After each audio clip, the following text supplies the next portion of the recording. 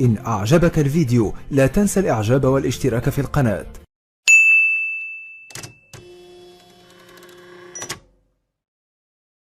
C'est lui qui a organisé le voyage, c'est lui qui a géré toutes les étapes de ce voyage, et c'est lui qui a en fin de compte conseillé et le sultan, et le prince héritier à l'époque Moulay el-Hassan, et la princesse Aïcha avec son fameux discours ouvert et de modernité à Tanger. Ibn Barka était derrière tout ça. Donc il voyait la portée politique de ce voyage. En donnant comme base au programme des études que nous poursuivons les éléments parallèles de l'arabe et des deux langues vivantes, le français et l'anglais.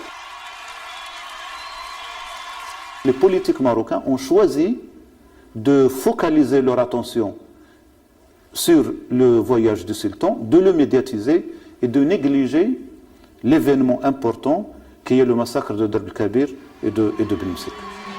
Les autorités du protectorat multiplient les obstacles pour empêcher ce voyage à Tanger, en provoquant notamment le massacre par les tirailleurs africains de plusieurs centaines de Marocains le 7 avril. La fermeté avec laquelle le sultan maintient son déplacement marque une rupture définitive avec le passé et le début de la confrontation ouverte entre le palais et la résidence. Le protectorat avait fonctionné jusque-là par une entente entre le résident, une entente totale entre le résident et le sultan.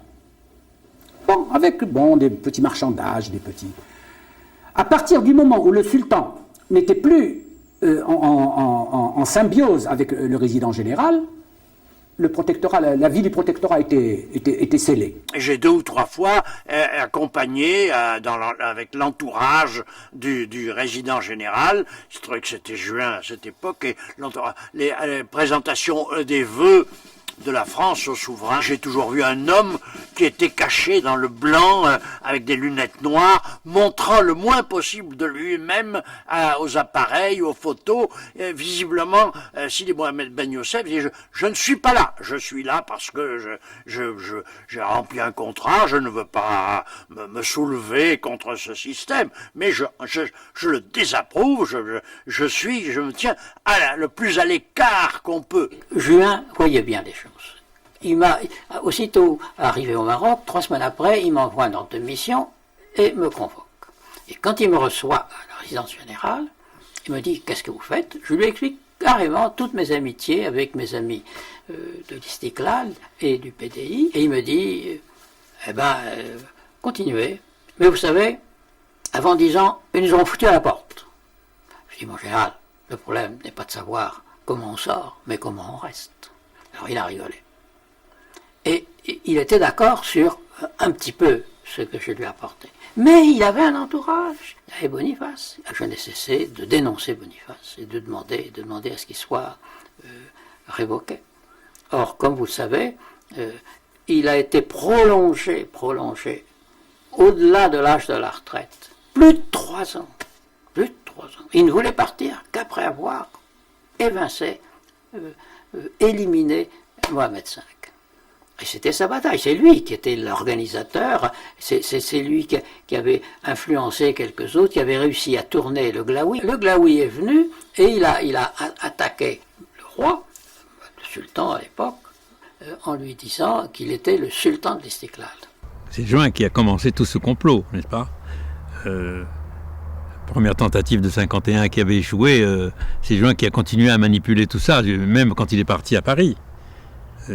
En laissant penser que Guillaume n'était que son adjoint, que son commis.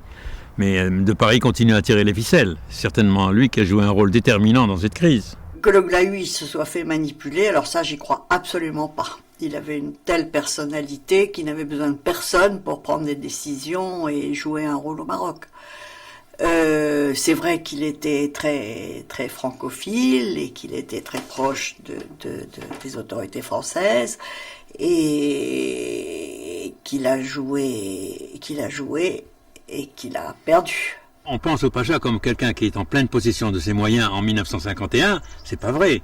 C'est un homme qui était malade, et qui était fragile, qui était influençable. Donc l'attitude des gens qui disent ce n'est pas possible qu'un homme de son caractère se soit laissé manipuler, oublie le fait qu'il était âgé et malade. C'est comme ça que j'explique la manipulation. Une grève générale est déclenchée pour protester contre l'assassinat du dirigeant syndicaliste tunisien Farhad Hacham. Du 6 au 10 décembre 1952, la répression est sanglante. Les foules d'Européens, surexcités par le journal La Vigie marocaine, procèdent à de véritables lynchages de la population. J'ai été profondément choqué, évidemment, en Tunisie, par l'assassinat de Ferhat Tached par la Main Rouge, qui a quand même déclenché, qui était un événement marocain à sa manière, puisque c'est lui qui a déclenché les soulèvements des carrières centrales, qui a donné lieu à la répression violente et qui a conduit à ce qui a accéléré la déportation du sultan. C'est vrai que la plus grande crise marocaine a trouvé sa source en Tunisie, ce qui montre que le Maghreb est uni, puisque c'est quand on tue un grand dirigeant en Tunisie, le peuple marocain ne le supporte pas. Face à organiser ce qu'on appelle communément la souricière, parce que les syndicalistes et les sympathisants ont voulu donc venir se réunir d'une manière pacifique à la Bourse du Travail, il a organisé un lynchage par la population française de tous ces gens-là qui venaient rentrer à la Bourse du Travail pour se réunir. Et après, bien sûr, tout ça, il a emprisonné beaucoup de personnalités, beaucoup de syndicalistes, et les décisions sont tombées. Interdiction de la presse nationaliste, interdiction des partis, interdiction des syndicats. J'étais un des rares juifs marocains à avoir un rôle pas important, mais enfin quand même notable dans le mouvement national. Et j'étais donc emmené directement au bureau où était torturé Marjoub Siddiq, et l'inspecteur-chef des renseignements généraux, qui s'appelait Garcet, m'a menacé de mort s'il me renvoyait. En présence de Marjoub Siddiq, j'ai eu des coups, c'était plus qu'une matraque, c'était un appareil avec une boule de fer accrochée à des câbles, et on nous assénait des coups avec cette boule, ce qui fait d'ailleurs que les militants syndicalistes marocains musulmans qui avaient été arrêtés en même temps que Marjoub Siddiq portaient tous cette trace, et moi-même je suis arrivé à Paris et j'avais encore la trace de ces coups sur le crâne. ربما تستغرب إذا قلت لك أن سجون المغرب كلها دخلت إليها وزرتها، فسجون فاس وسجن الرباط وسجن عين علي مومن وسجن الدار البيضاء وكل السجون ديال المغرب زجوا بها الفرنسيين زيادة عن النفي والإبعاد في الصحراء والتعذيب هناك أو في مناطق الجنوب بالنسبة لتهلا بحيث حياتنا مركز محطات. On a vu la grande descente de l'ensemble de la population des carrières centrales qui descendait en ville et et la crainte effectivement des Européens lorsqu'on voyait, parce qu'on n'était pas habitué à voir les foules marocaines manifester. Bon, pour la première fois, les foules marocaines descendaient en ville européenne et manifestaient leur désir d'indépendance. Donc il y avait une grande inquiétude. En parlant de carrière centrale, c'est l'histoire de la résistance marocaine. À chaque fois qu'on voulait faire trembler la résidence, on disait « Ah, carrière centrale, Mouhoudine ». On lançait le boba.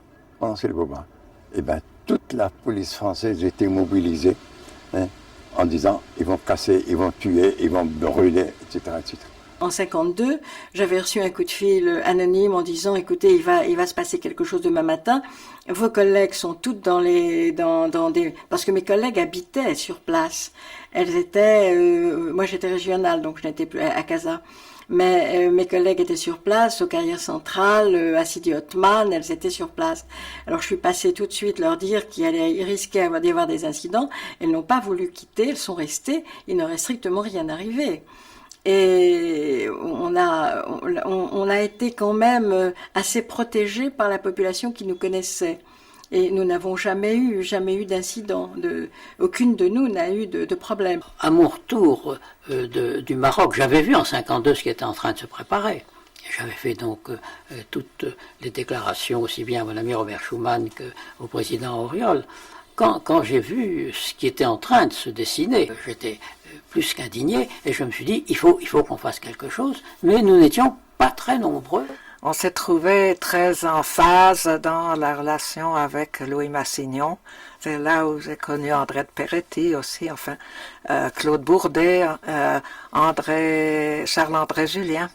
Enfin, toutes les personnes qui, en France, à l'époque, étaient en soutien à la cause marocaine. J'en avais parlé un petit peu à Massignon, qui aimait pas beaucoup Mauriac, mais je lui ai dit, il a le prix Nobel. Bon, alors, je lui ai demandé d'être reçu, et il m'a reçu 2-3 jours après son retour de Stockholm. C'est maman qui, en fait, a beaucoup contribué, je crois, de façon décisive à la conversion de Mauriac. Le coup de bâton étoilé, enfin un grand article du Figaro contre le maréchal Juin, était une prise de position qui a dû lui valoir beaucoup d'hostilité dans la société parisienne. Moi, pour des gens comme moi, c'était un enchantement parce que c'était un écrivain que j'admirais beaucoup et j'ai été enchanté que ce grand talent d'écrivain prenne position pour une cause qui me paraissait juste et qui a été très importante et qui a marqué les Marocains de façon puissante, vraiment.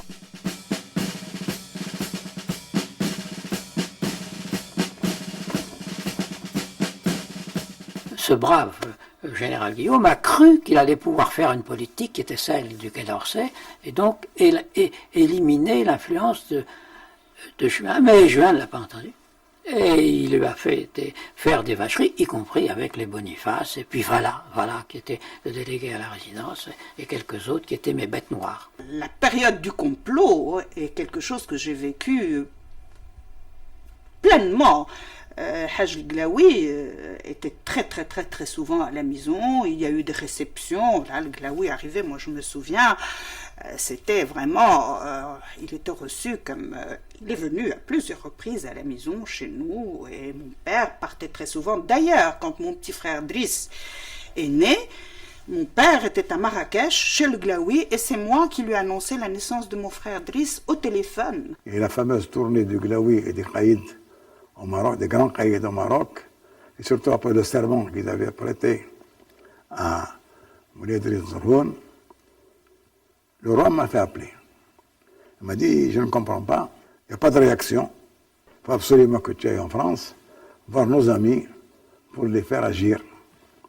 Je n'ai trouvé qu'une personne, c'est Boukaïr Rahmou, il s'est pris en main et il est allé dans tous les ministères et expliquant ce qui s'est passé, juste à un moment donné où il leur a dit, écoutez, la fameuse phrase qu'il a dite, j'ai perdu ma jambe droite pour la France, je suis prêt à sacrifier ma jambe gauche pour mon pays.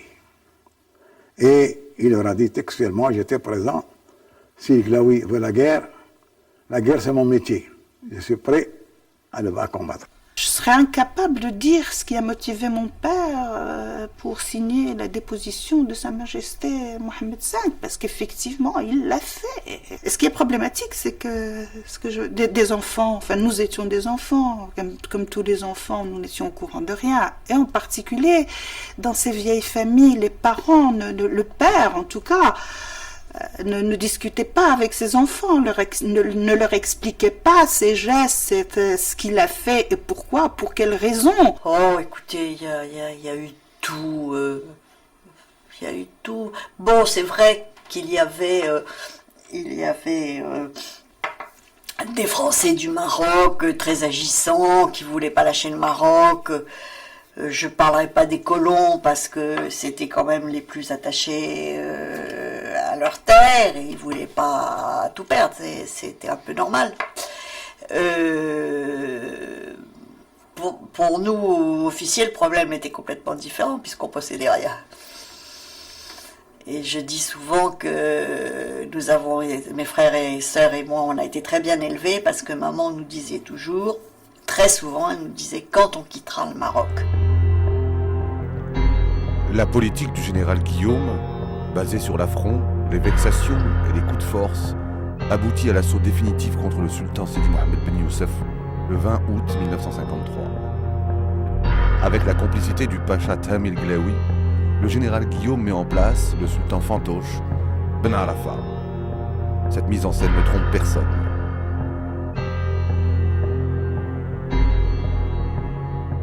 في هذه المرحلة التي اعتبر الفرنسيون أنهم أوقعوا المغيب في فراغ الملك منفي والقيادة الوطنية في السجون والمنافي والمغيب فارغ. فلهذا جاءت فكرة أن الملك في القمر تلك كانت مرحلة من مراحل لهب الحماس وخلق إيمان بمثول وبأهداف لا يستطيع الفرنسيون أن يعتبروها مادية فيمسوها أو يخضعوا عليها أو كذا أو كذا أو كذا. فاش كان 20 غشت وأول مرة بكيت، زعما بكيت لأن هذا نتيجة العجز. كيفاش زعما نخليو الفرنسيين يوصلوا لهذه الدرجة. وكنت في هذيك الفترة كنت منخرط مع مجموعة مع خالية اللي كانت عندها علاقات بالدار البيضاء في هذيك الفترة في هذا العمل تحضيري للعمل المسلح. أيها المسلمون، إننا لا نطلب منكم إلا أن تكونوا مستعدين للكفاح الأكبر ضد الاستعمار برمته. L'instant, c'est parti. Et il est parti d'une manière dispersée au départ, parce que la direction politique qui avait l'expérience d'organiser et de centraliser était soit dans les prisons, soit à l'exil, soit hésitante vis-à-vis des recours à la violence.